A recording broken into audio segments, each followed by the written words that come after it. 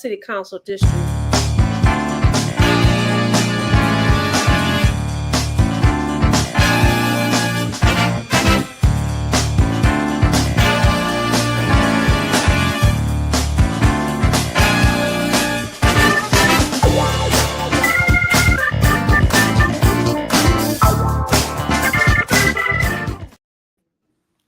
Good evening. Good evening. Welcome to Detroit in Black and White, our Friday evening edition. We have on deck Mr. Allan Lengel. Good evening. Good evening. Deadline Detroit, as well as the Washington Post. I think I saw something in the paper today. I saw something on social media today. Deadline Detroit did a story. I think it was about the mayoral candidate. I'm not sure. Was it today or was it? I can't remember. I've done so many stories. Okay. All right.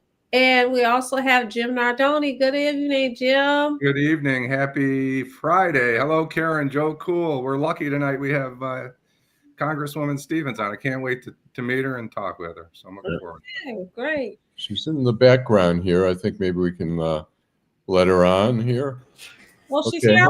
Hey, welcome, Congresswoman Haley Stevens. Thanks for coming on tonight.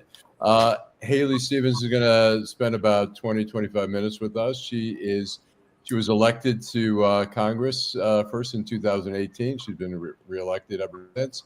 She is now a Democratic candidate for U.S. Senate. Just a little background: before joining Congress, she was chief of staff to the U.S. Auto Rescue Task Force under the Obama administration, helped save GM and Chrysler and some jobs. And she has gotten the endorsement for the U.S. Senate, people like Joe Tate, some mayors like Lansing Mayor Andy Shore, Grand Rapids Mayor, and former Governor Jim Blanchard, and Nancy Pelosi, and 200 clergy members in the state of Michigan. So welcome. Hey, I'm geeked to be here. Well, we're geeked to have you. Let's start off, I guess, real quickly. And what's the issues in Michigan right now? What are you going out there and telling Michiganders how they should vote for you and what's important to them? Yeah, why am I running to be Michigan's next U.S. Senator? Is Gary Peters is retiring. I'll tell you, it's a serious moment for our state right now, Allan, particularly at the federal level. We got an open U.S. Senate seat for next year. And the way I look at this is that Michigan needs to send its best deal maker, its chief lawmaker, its biggest champion to that chamber to make sure that our voice is heard, to make sure that we are respected at the lawmaking table. And frankly, so that we can restore trust as well. We need to continue to restore trust and to build trust. And one of the things that I'm know in my bones and know to be the reality of what I'm hearing in Michigan right now is that people are unsettled. It feels very uncertain right now at the federal level. And a lot of this is there's chaos coming from this administration. I mean, as I was weighing out, this Senate run, this is a real story. A fully paralyzed veteran reached out to me through a mutual friend asking me if he was still going to get his VA benefit check because of a billionaire with a chainsaw. I'm a daughter of small business owners. My parents met here in college at Oakland University. They started a landscape business. My dad still out there driving his Ford F-150 with Stevens Landscape on the side. And, he'd pick me up from after school, covered in dirt.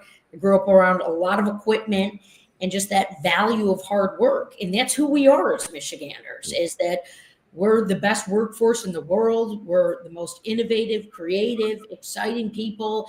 Every time they've counted us out, not only have we rebounded, but we've come back stronger. Let me ask you this: we have some goes for the country, right? We have some Medicaid cuts coming as a result of the big, beautiful bill or whatever it is. And that means partly, a lot of people in Michigan are going to go not only with healthcare, but there are rural hospitals in Michigan, at least 3 of them, that rely heavily on Medicaid payments. What are we going to do about that? Well, the other thing that we have to recognize that's going on right now is that we have healthcare costs already rising. And this stems from a bill that I vehemently disagreed with. It was Donald Trump's big, beautiful bill. You have to remember, I'm running for U.S. Senate against Mike Rogers, who said that he is very eager to rubber stamp Donald Trump in everything that he does. I am eager to cut the best deal for all of us and the actual people, not just do tax cuts for billionaires.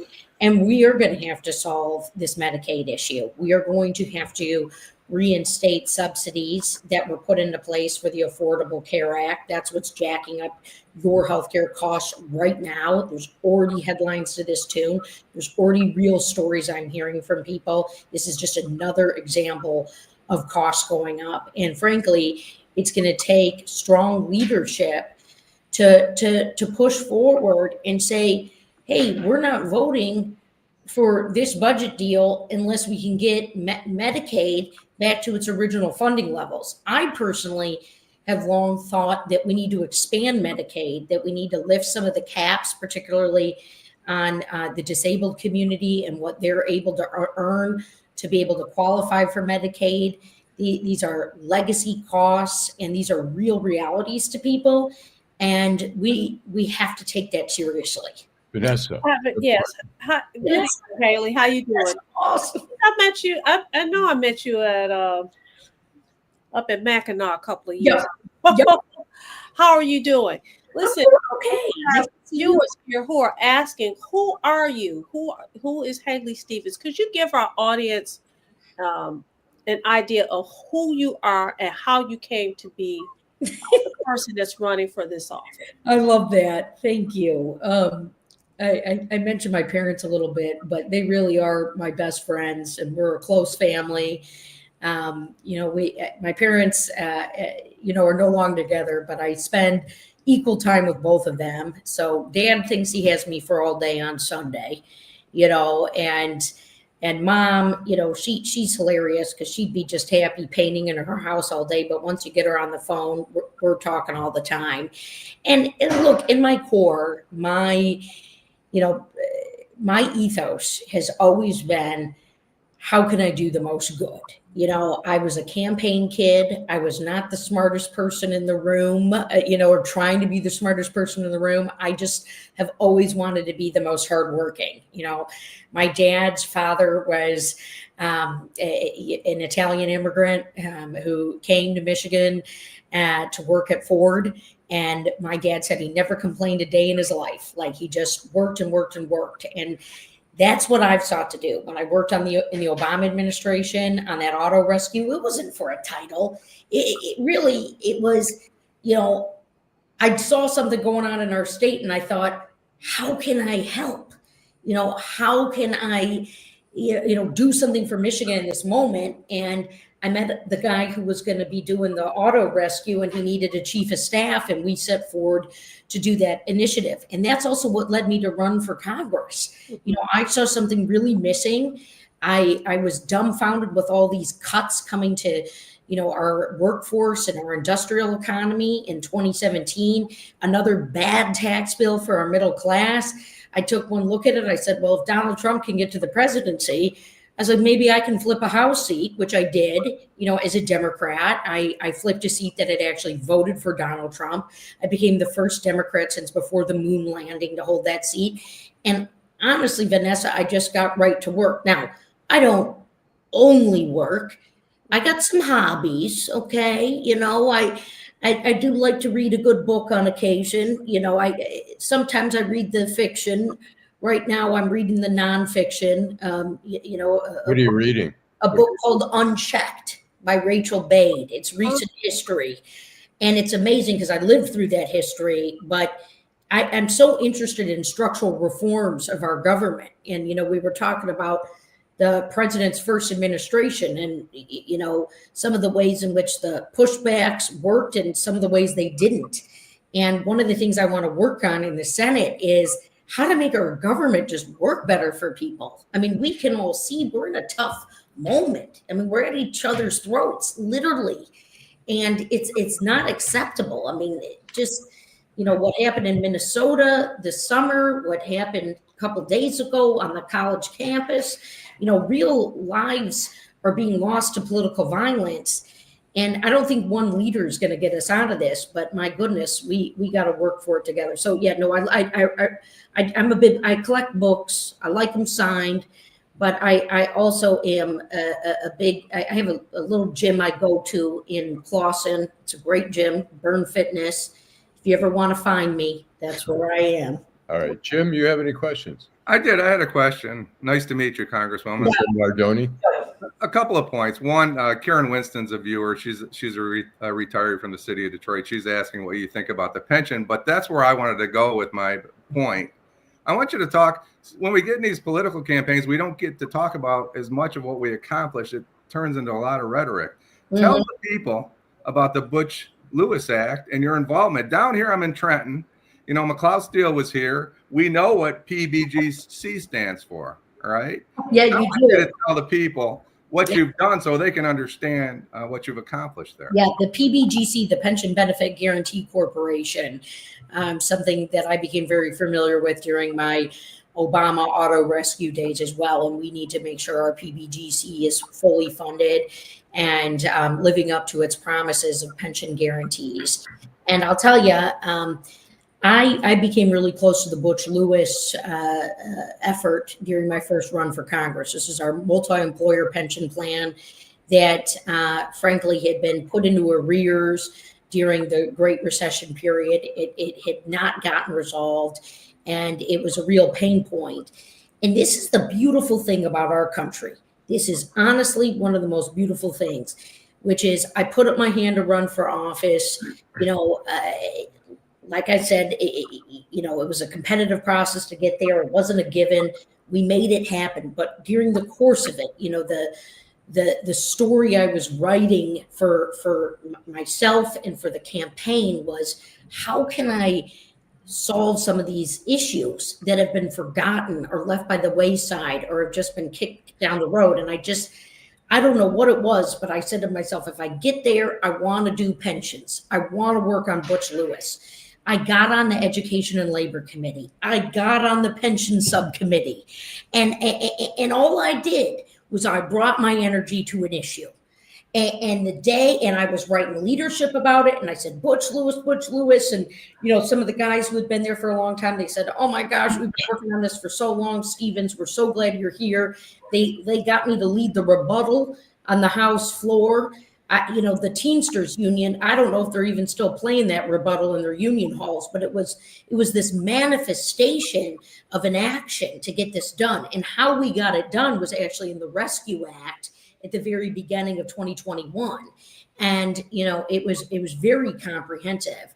The lesson there, though, is that we still need to do more for pensions. And for our individual tuning in from Detroit and their pensions, this state has worked very hard to work on the taxes and the fees that have been put into place with pensions.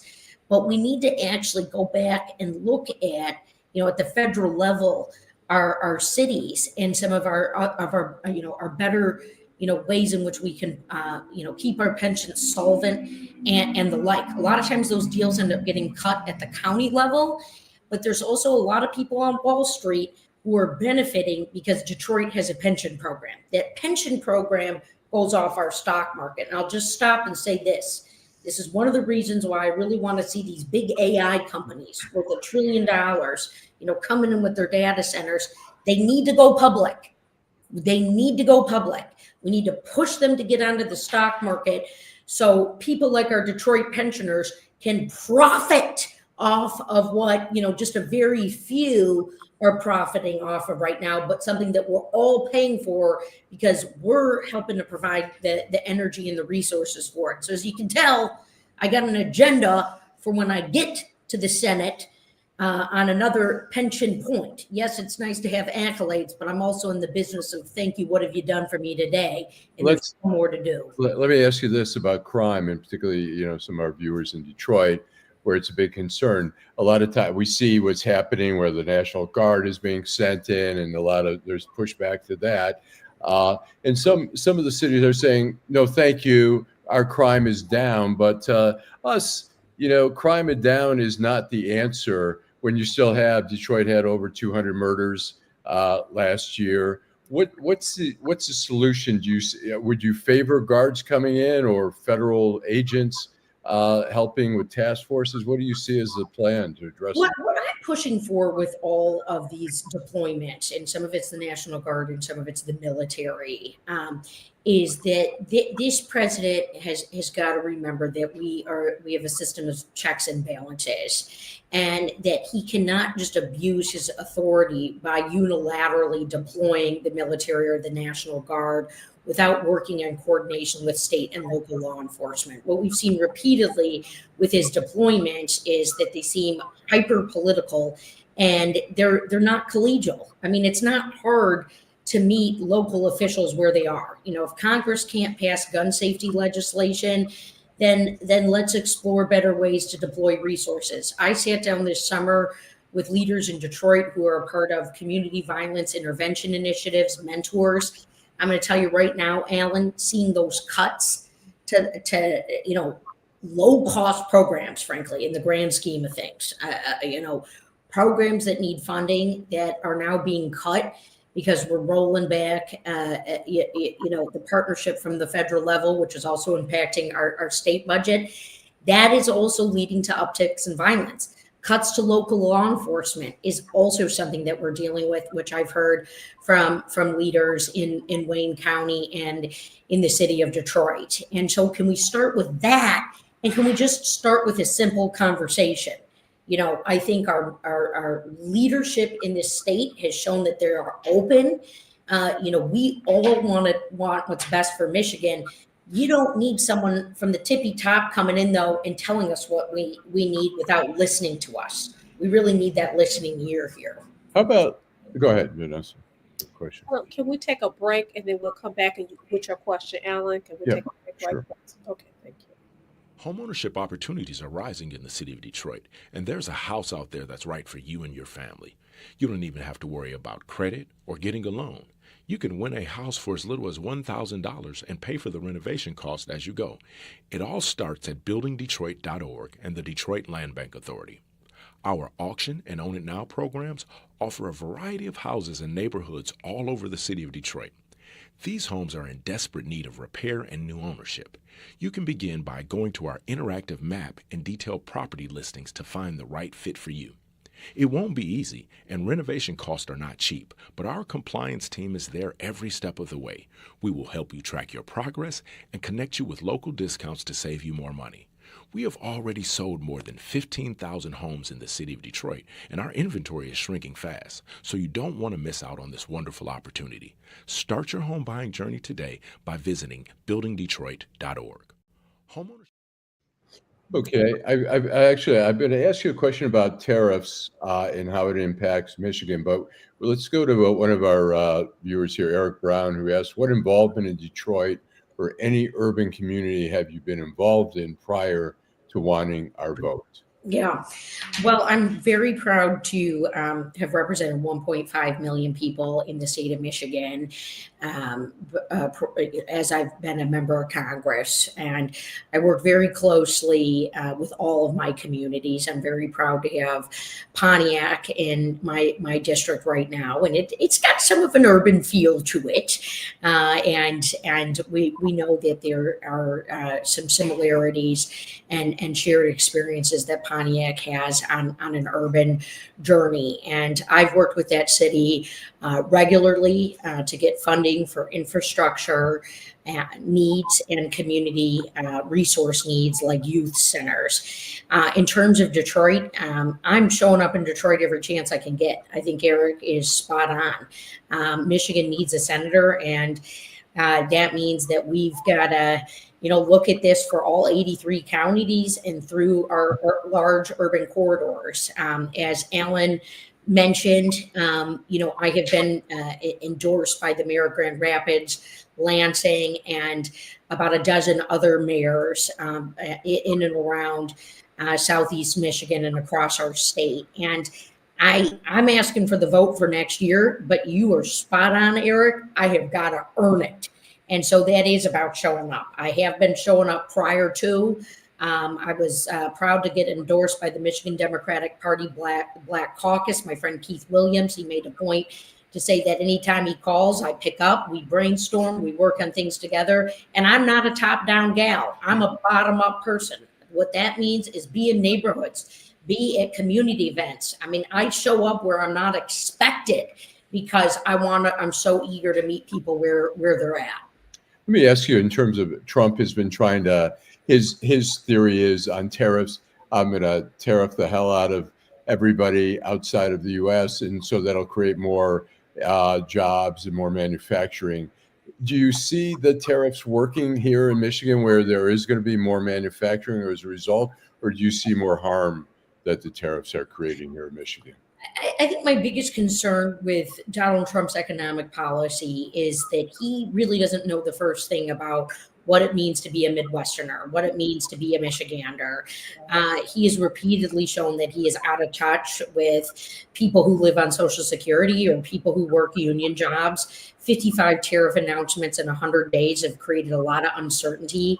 We lost 10,000 jobs in Mundy, Michigan, that I was talking to the Detroit Carpenters Union about.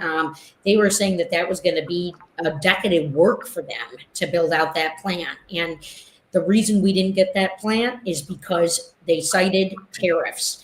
And, you know, we keep hearing this president say that he's cutting a deal with every single country. And he, you know, it's like, where's your deal for Michigan? You know, we see the big three a lot of times in this tariff environment now, they've been posting losses. I was just on a Made in Michigan tour during my August in-state period of, you know, being able to do work alongside constituents. And I will tell you, from small to mid-sized manufacturers who I was meeting with, they are feeling the ramifications of this. And so I really believe that true industrial policy looks like what I got done with the CHIPS and Science Act, which was in investments that the federal government made alongside the private sector, that they more than matched. They like quadrupled it. And that's the way we can create jobs, not just barking at every country every other day and forgetting who actually needs the jobs, and that's us here in Michigan. Does it concern you on foreign policy when we see China, Russia, North Korea sort of looking for alternatives to the U.S. because the tariffs are so punitive? Does that concern you that we're creating more enemies with tariffs? I found that meeting very alarming. And I really believe that the United States and Michigan in particular is going to play a huge role in this. Needs to continue to lead the free world through our innovation, our economic engine, our manufactured products. We want to bring other open free market democracies like India closer to us, not racing into the arms of China. And I have a lot of concerns about that meeting and what the president was doing while that meeting was happening, which was, I'm pretty sure, posting AI memes on his Truth Social account. It's just not going to cut it for us. And I'm not here to just dog the guy, okay? I mean, it's just that this stuff isn't working for us. I mean, we really have outside of Metro Detroit, I want to preface this, outside of Metro Detroit, we have some of, that includes Detroit, obviously, we have some of the fastest growing unemployment in the nation right now. I am watching this like a hawk. This is what is keeping me up at night. Why is this happening? It is happening because of reckless chaos from the Trump administration. Vanessa? I have two questions. One of our viewers, Stephanie Jackson, asked, does it concern you that most of our products are made in China in the U.S.? Does that concern you? Yeah, and this is one of the reasons why I wrote legislation called the Unearth America's Future Act.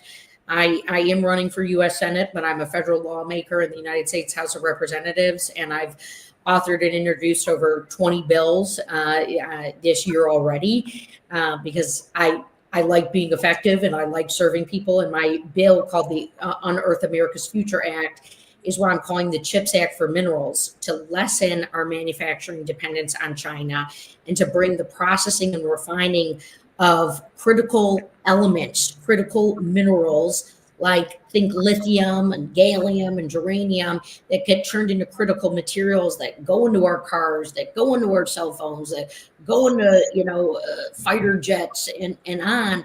We send 95% of those minerals over to China. They process and refine it into materials and sell it back to us. That's ridiculous.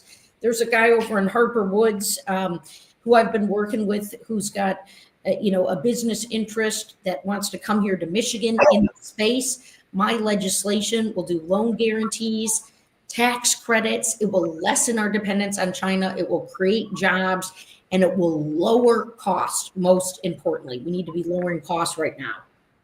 So my second question is, it's a statement that you made early on, and you're talking about how people are literally going after each other, it's partisan politics. How do you see your role as a senator? Okay, I'm going to speak it into existence, in bridging that gap or bridging the divide. Look, there's a lot of thought about this topic right now, and I want to meet the moment in which we're in, because there's a group that rightfully feels like we shouldn't be letting rights get trampled and our democracy being meddled with, and that we've got to play hardball even in the minority party. I also think that it is up to our elected leaders to set a tone. And I will tell you all very clearly, because I'm now in my fourth term, I have a bipartisan track record.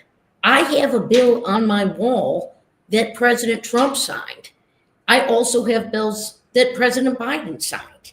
And I'm the only one running for Senate who can say that. Now, in this term and in this moment, what I'm doing is I'm not just giving away my vote. They're not asking for my vote, and so I'm not giving it to them. Because it in most respects, as Allan mentioned, Medicaid is being cut, food assistance is being cut, manufacturing investments are being cut, nothing's being done on pensions. There's a lot of games, and until we can get better deals for Michigan's unique economy, and until I can get some of the things that I've been working on that are bipartisan, I'm not just rolling over right now in this environment. And to be able to do that as a United States Senator, Vanessa, carries a lot more weight. And there's a way to be strategic. And so, again, when we think about as Michiganders, who is going to be our most effective deal maker, I believe that is me, Haley Stevens.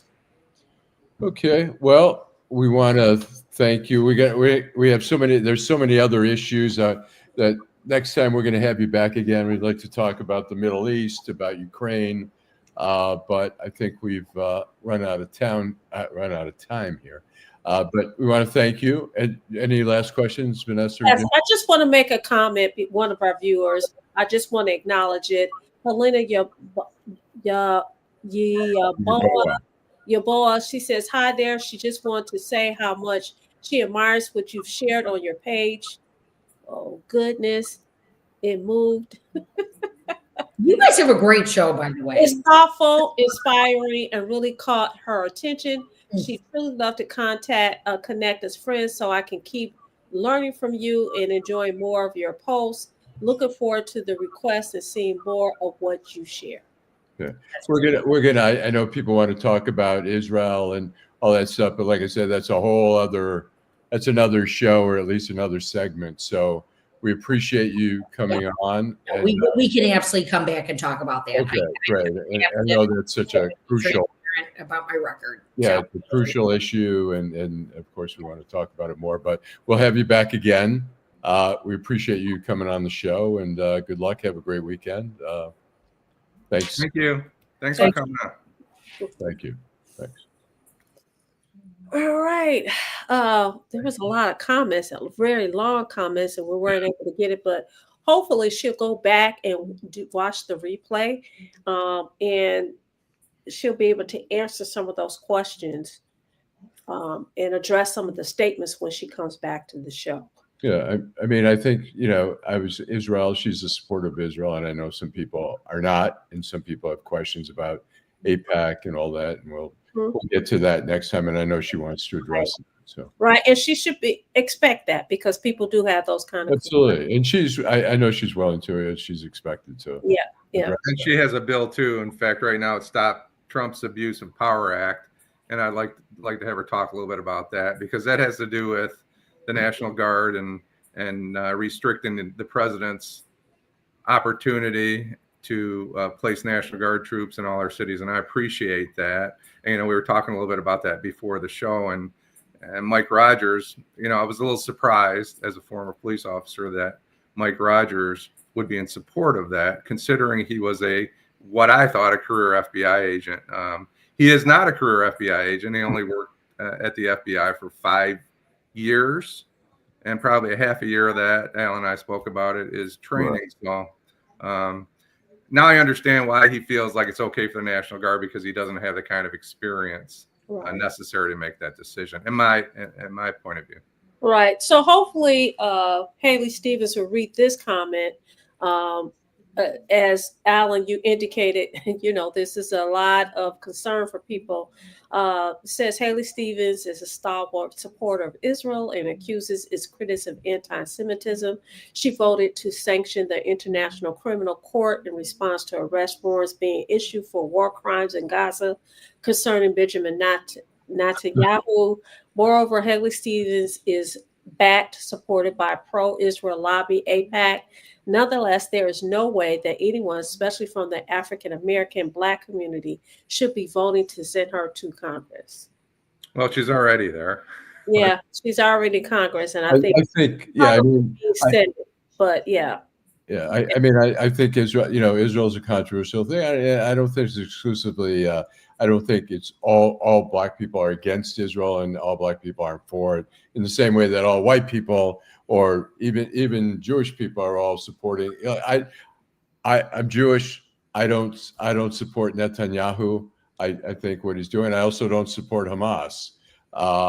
I do support a Palestinian state. I support the right for Israel to exist. The war needs to end. The hostages need to be returned. That's sort of the simplification of it. But the longer the war goes on, there's no good that comes from that. So, and we have some of our friends that we haven't seen in a bit, like Marlon. Welcome back, Marlon. Like my music, we missed you on the last show. Lucky for me, because he probably would have been fighting me. He's right about the palliative care crisis. He's absolutely right. DC is better. What's DC? I don't think he's talking about Dan Campbell. Are you, Marlon? Kashmir, read Parr's comment. Lack of legislation, lack of judiciary oversight, lack of department. Gula Geechee. Miss Sheila Deed fraud, what's your position? Unfortunately, we didn't get to that question, Miss Sheila. We apologize for that. And Marlon, why is Detroit out of control? Why is Detroit failing? Well, Helena. Hi, Helena. Right. So I'm sorry, go ahead, Vanessa. So someone asked the question, why is Detroit failing? And I'm going to throw the question back out there. You think it's failing, but by all accounts, especially when we're looking at the candidates, they're saying everything is gravy. The candidates for mayor, or at least one of them. And when you talk about the current mayor, everything in Detroit is gravy. So I don't know what you're talking about. And yes, I am stirring the pot. Well, today, Reverend Kinlock had a press conference, a virtual one on Zoom. And so one of the things that came out of it, which I haven't had a chance to write up, one is that there's going to be they've agreed to at least one debate. They're trying to get a second debate going. Mildred Gaddis was asking, well, you were too nice in the first, in the primary, are you going to take it up? And they've indicated that they're going to be more aggressive going after Mary Sheffield and saying that she has, attacking her for saying she hasn't done enough. He laid out stuff that he's talked about previously about addressing poverty and creating more actual true affordable housing, which, the term affordable housing, as we know, is basically you can have affordable housing that costs $1,200 for an apartment. Right. That's considered affordable in Detroit, because there are now, as we see on the riverfront where the Joe Louis is, some of those apartments are like $4,000 or $5,000. We're seeing at the Westin, they're really expensive. The condos are up to over $1 million in the Westin Hotel. And so what becomes affordable is in the eyes of the beholder at some point, but there is true affordable where, you can move into so he's trying to do that. But I think that there's a very short runway for Kinloch. And I asked him, I said, look, Mary had 51%, you had 17%. How do you make that up? And he's saying, well, that was only a small percentage of voters who came out. I think he's hoping for a bigger turnout. I don't know that he's going to be able to flip that 51% into convincing them. I'm sure there's some to be loosened from that. It's not 100% solid, but it's a pretty substantial lead, even though it's the primary and you have more people in the general election. But in an off year where the president's not running, it's still harder to get people out. Yeah. Can I go back to power orgs for just a second, Vanessa? Yeah, go ahead. He made a comment. Yeah, she's in Congress already. So I guess the distinction part, I was asking if you want her to be removed from the House of Representatives. I guess she has to step down, right? Because that's a 2-year term. Yeah. So that's where my distinction was. Do you want her gone from politics completely, or do you want her? I guess you want her gone. I guess that's the point. And who was it? There was a good point here. Somebody, Stephanie Jackson. Thank you, Stephanie. This Black person supports Israel. We appreciate that comment. I guess. What does that? I mean, what does that mean? Support Israel? What? Allan, give us some guidance there. Well, I'll tell you when you're supporting That's Israel. what you have to answer it. Trust me, she's getting ready to tell you what she Good for her. Well, I'm going to tell you that, look, I mean, Israel is a strategic partner. I know Israel and the U.S. share intelligence in terrorism and all that.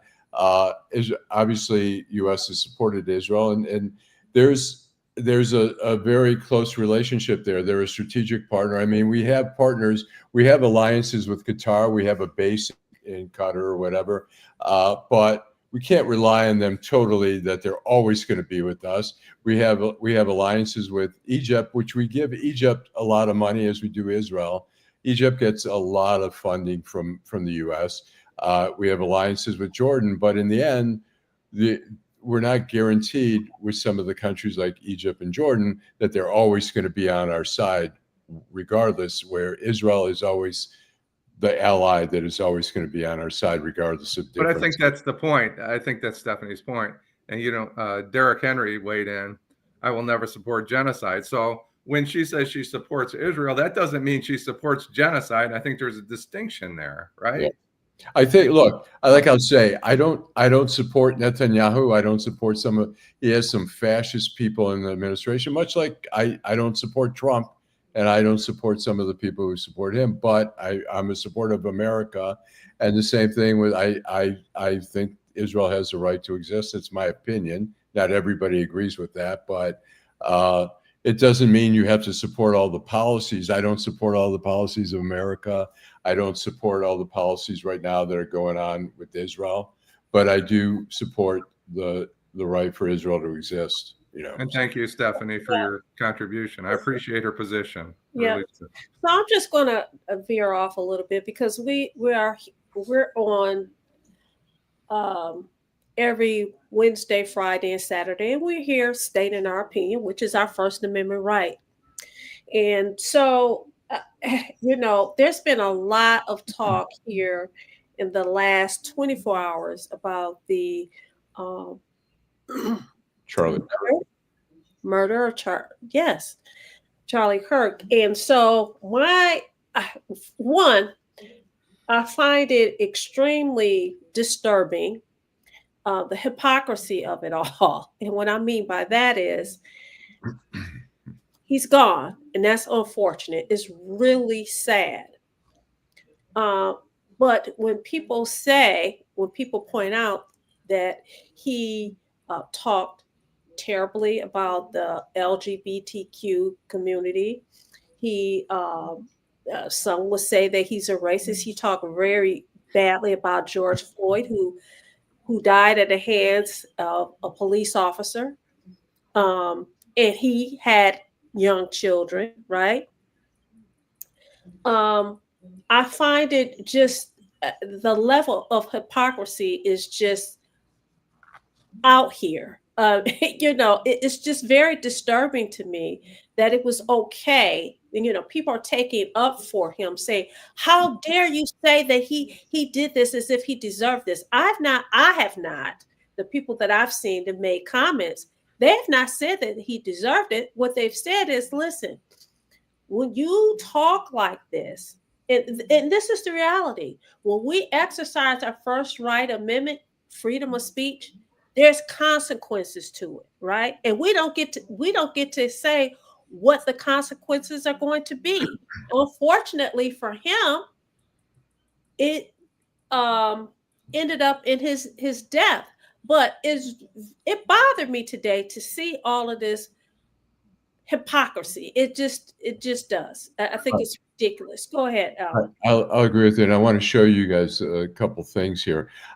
My feeling is, and I said this last time on the show, is that I don't condone the killing of him, because when we condone that, then if somebody wants to shoot AOC or Bernie Sanders, they can say the same thing, that there were radical thoughts. I didn't like their thoughts, therefore they deserve to die. He didn't deserve to die for it, but to hail him as this great leader of free speech and stuff like that is great. Some people see that, but I want to show you one of the things here, and I'll read it. It says what he said: Black women like Joy Reid, Ketanji Brown Jackson, Sheila Jackson Lee, and Michelle Obama used affirmative action because they do not have the brain processing power to otherwise be taken really seriously. So they had to steal a white person's slot. I mean, if that's not racist, and people are applauding him, saying, "Oh, he's out on racist." I thought it was very ignorant. Well, whatever you want to call it, it's not racist, ignorant, all of it. Yeah. And so, when Ezra Klein, who I used to work with at the Washington Post, is at the New York Times, wrote a column saying that he admires him for being, he says, I don't agree with a lot of stuff he says, but I admire him for going out there and creating dialogue and stuff like that. I say, great, he's creating dialogue and stuff like that, but the dialogue he's creating was very toxic, and encourage people to say, yeah, I feel the same way about that. I feel the same bigoted feelings, and I'm not challenging myself. So I don't condone in any way the killing. And like I say, we start killing people because we don't like what they're thinking, we're gonna have a lot more dead people than we already have through violence, and we don't need that kind of violence in our country. What do you say, Jim? What's your comment on this? Well, I have a lot of thoughts, but I was down a rabbit hole today, and I found some. I know very little about this young man. He wasn't my cup of tea. All right, I thought he was abrasive and abusive, but I don't know as much about him as everyone thinks they know about him. Right? He made that comment, Allan, when you sent that this morning. I looked it up. It's not exactly what the quote says. He did say that, yeah, but he was referring to the action of another human being. I'm not making excuses for him, but there's more. There could be more to the story. Every time there's a story, and when I hear people saying things like what I heard tonight, I would have done it myself if I had the opportunity. He deserved to die, and people dancing and jumping around and smiling and everything. That doesn't say anything about Charlie Kirk. Right. That doesn't say anything about Donald Trump. That says something about them, and people are very disturbed, and it's unfortunate. And that's why we're in the situation we are in. Right. Look, we've had over the years. I mean, the ACLU defended the Nazis' rights to march in Skokie, Illinois, because of the Constitution, that they had the right to do it, and they marched through Jewish neighborhoods, intentionally antagonizing them. Could people have turn to violence? They didn't. And the ACLU, which has a lot of Jewish lawyers, I'm sure was holding their nose while they were doing it, but they appreciated the rights, the constitutional rights. Can I play a real quick thing from Jon Stewart that he just put out here? One is too many. One death. By the way, true. It is too many. Violence should never be accepted. It should never be tolerated. But that's for their issue. In the wake of Sandy Hook and Uvalde and Parkland and El Paso and Lewiston and Aurora and Buffalo and Boulder and Binghamton and Highland Park and Monterey Park and San Bernardino and San Jose and San Francisco and the Pulse nightclub and the Colorado Springs nightclub and the Little Rock nightclub and the Borderline Bar in Thousand Oaks and the Ned Peppers Bar in Dayton and the Waffle House in Nashville and Virginia Tech and UVA and MSU and UCSB and FSU and NIU and SMC and the...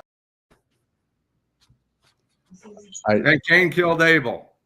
Well, I just think the point Cain is, killed Abel. It's been a violent world. I know well, I think the point is that the outrage is it's great. There should be, I don't take away from the outrage over the shooting of Charlie Kirk, but when we have shootings in other places, in churches and synagogues, in the elementary school in Sandy Hook, the outrage is just kind of like, now we're so numb to it. I mean, there was just a shooting, we've become so numb. It's so every day now, I mean, we had the Oxford school shooting, which was closer to us, but we had the Walmart stabbing, over there, but it's just so common that it's not the biggest news of the day anymore. Terry McCrimmon made a great point. Terry, I want you to do a quick search, because there is a gentleman talking about the Black Panthers in Oakland. His name is Dr. Cornel West. He was on our show. He was a candidate for president of the United States.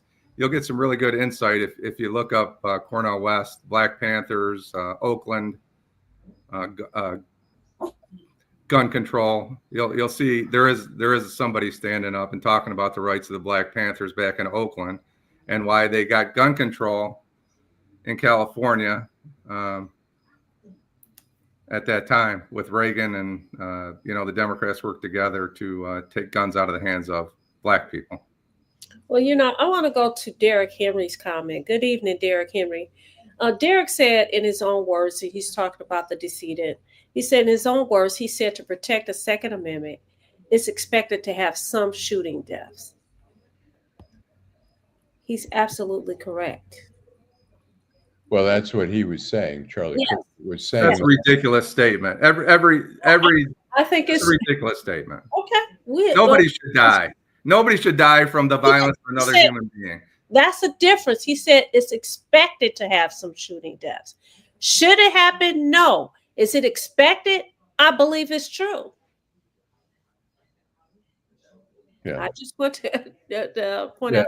No, I mean, it's look, he was saying that's the collateral damage that you do for the right to have the Second Amendment and guns. And he says, we're going to lose people. But I mean, I agree with Jim. It's a hard statement to make out there. And some people, in fact, an Oak Park judge, a district court judge had made the statement saying he lived by his words, and then she quoted him, and then the head of the Oakland County Republican Party said she should resign for saying that. And I think the problem is we're defending Charlie Kirk's right of free speech and to say whatever he wants, and at the same time now people are saying stuff and they're being canceled, Right. or attempting to be canceled for saying what they want. Right.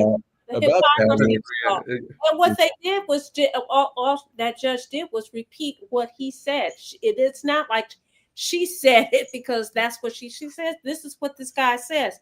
But the hypocrisy, as I stated, of it all just burns my britches. It angers me. The other part of that is he was a young man. He was 31 years old. We have no idea what his life would have been like as a 45-year-old, because most of us evolve. As we get older, we change and that kind of thing. And his life was shortened by whoever this individual was right? His life was shortened. What'd you say, Jim? Except Allan and me. But his life We was have a- shortened um, by whoever this individual is. I think they said that they have somebody. The young man that they have was a 22-year-old. His father turned him in. His father said that he admitted that he did it. 22. And how about that family's grief? And how about what?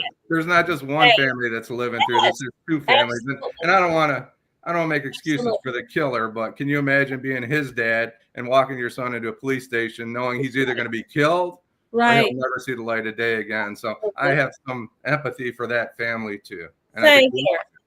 Same here. Yeah, well, it's interesting. They say he was an A student in high school.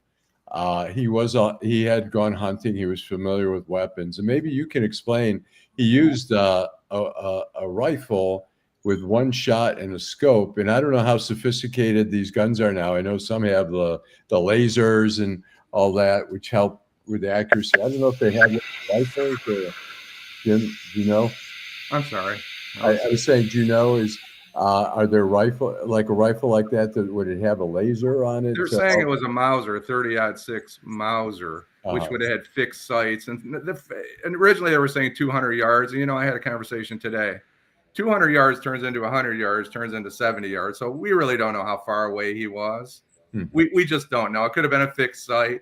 I never operated with lasers and scopes. We didn't have that in the police department. We had fixed sights, but now they do have those red dot lasers even for handguns. So I'm not sure that I don't really know that much about it. Terry made a comment about Dr. West. I was talking about a particular, not trying to insult you there, Terry. I was talking about a particular little clip online with Dr. West, which I thought was fascinating, but I don't know, Allan. My guess is it was a fixed sight. It was a Mauser, which is a German weapon. I mean, one shot and he hit it right on. I mean, I don't know that he was that skilled, or the weapons have become so sophisticated that you don't even have to be a sniper trained in the military to take a shot like that. My guess he was closer than what they claimed, probably less than half as far as what they claimed he was away. That would be my guess initially. They always say it's it's a half a mile shot. The guy that they made a movie about, I can't think of his name, the military guy that got murdered at the gun range. That's a guy who can hit somebody from, half a mile away. There's probably not 50 people in this country that can make a shot like that. So Yeah. I'd be surprised if he was more than 70 or 80 yards away. It was like Kennedy, right? The guy was a lot closer than people thought. So the guy that was a lot closer that shot Trump was a lot closer than what they described him as too. So Yeah.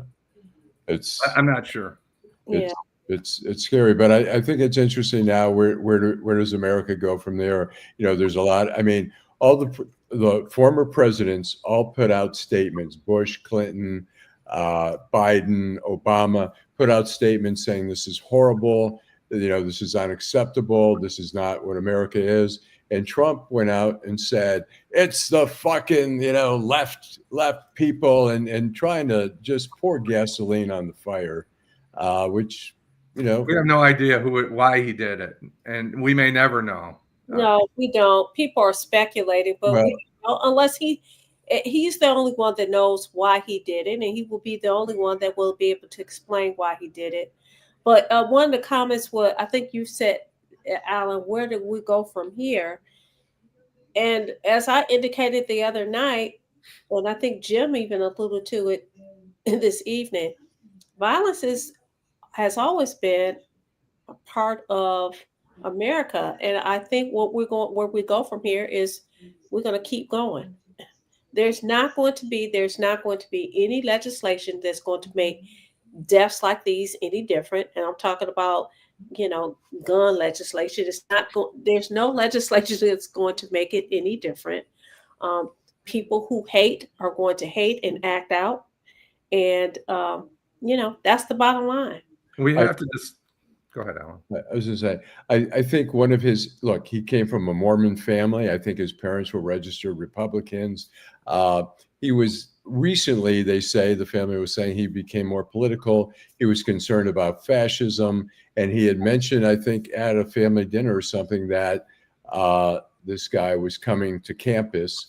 And I don't know if he was concerned about it or whatever, but, you know, he could have handled it another way. He could have gone there and pulled out a bullhorn and started screaming some stuff, or thrown an egg at him, or a Subway sandwich at him or something to get his attention. I mean, obviously this was the most extreme form of getting attention for this issue. But I think I don't think he's a radical leftist guy, but I think, like I say, he came from a Mormon family. He was an A student in high school. I don't know that he was what people are going to try to make him out to be, this radical leftist. I don't think he's that. We don't know. Terry asked a question about the young people. I was just going to say, Jim, young men. question I don't have an answer. Are they being programmed? I don't have the answer, because every individual is different. That's what I was going to say earlier, is that every death is a tragedy. It doesn't matter if it's an 8-year-old, a 64-year-old walking out of a liquor store in Los Angeles. That's just as big a tragedy as Charlie Kirk or anybody else. Absolutely. Once we decide that every death is important as the next, maybe we can get to fix it. Absolutely. And with that being said, you know, that's what you don't like my music. His statement is along the same vein. He said there are much more innocent victims than Charlie, whose names we will never know or care about. And I'm not trying to minimize his death. I'm just suggesting that people die every day and they don't need to, and we need to figure out a way to stop it. And that's my frustration, is it doesn't seem like anybody's willing to stop it. Kashmir has a question for you. Good evening, Kashmir. Kashmir says, Allan, how do you define fascism? I find fascism as somebody who's ignores the rules, is really a dictator, and overrides what the laws are, and dictates to people how they should think and how they should, be governed, without, taking away. I think we see some of the checks and balances in this administration are being eliminated. And I'm not saying it's outright fascism, but there are certainly signs. I mean, we see, and Jim may disagree with me, but, on January 6th, we see all these convictions that were overturned, including assaults on police. And at the same time, we have the FBI director and the attorney general who have fired federal prosecutors and FBI agents who have prosecuted those cases. There are some high-level FBI agents now who have filed lawsuits, are now claiming that they were questioned whether they voted for Trump, whether they were loyal to Trump, and we've never seen that before. And it's you're overstepping some of the institutions. I completely agree with you, Allan. Everything you said. So. Oh wow. I'm speechless. So wow. Somebody's. It's not. No. Eric said, "What's up with the barking sounds in the background?" Oh, that's my back door's open. I'm getting some cool air. Sorry. Yeah. My neighbor. And that's okay. They need to have. I can close my door. Right. They're talking. Okay. Your neighbor's pets, fur babies are talking. So you know what? I'm a little tired today. That's why I'm not as animated as I usually am. Hopefully, I'll be able to get some rest tonight, and we'll be back in the lab tomorrow morning at 10 o'clock. Why don't you tell us who we have? Who do we have for tomorrow? Tomorrow we're supposed to have, her name is, let me make sure I have it right. Hold on. All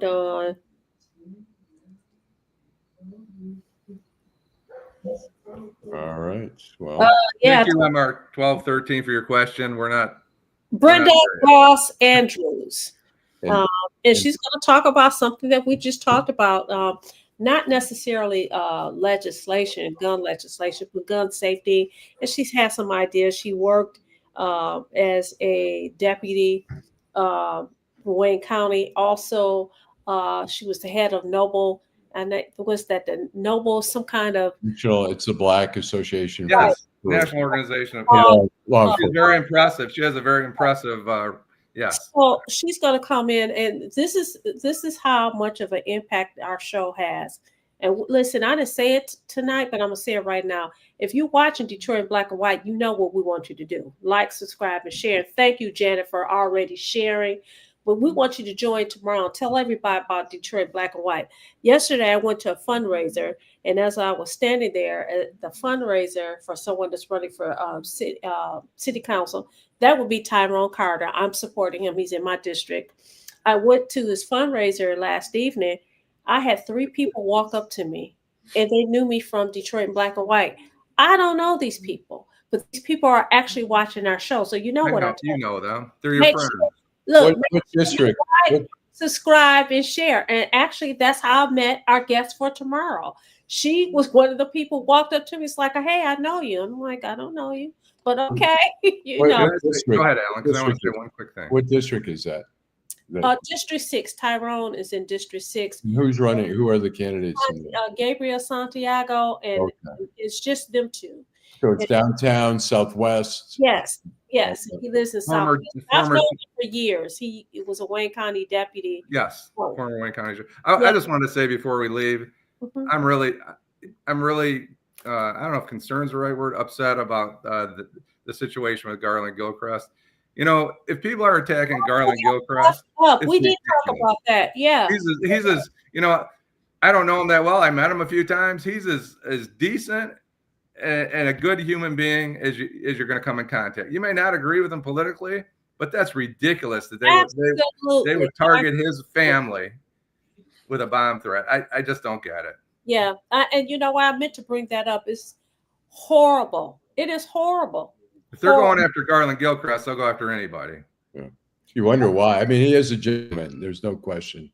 That's why I said, listen, we're on this show. People may not agree with what you say, Allan, Jim, myself, or Adolf, you know, because he makes some very controversial statements. But to think that people get so pissed off that they want to take your life away, it's very concerning. Great comments tonight. Thanks everybody. Yeah, Mr. 123, I see he's supporting Gabriel Santiago. I'm not, but okay, great. All right.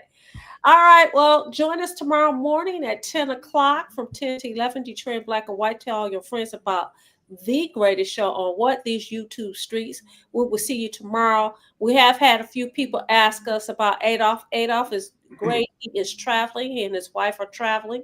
They'll be back soon. So he's on a little vacation. So we'll see you Saturday morning. Thank you. I'm going to snuggle with the dog next door. All right.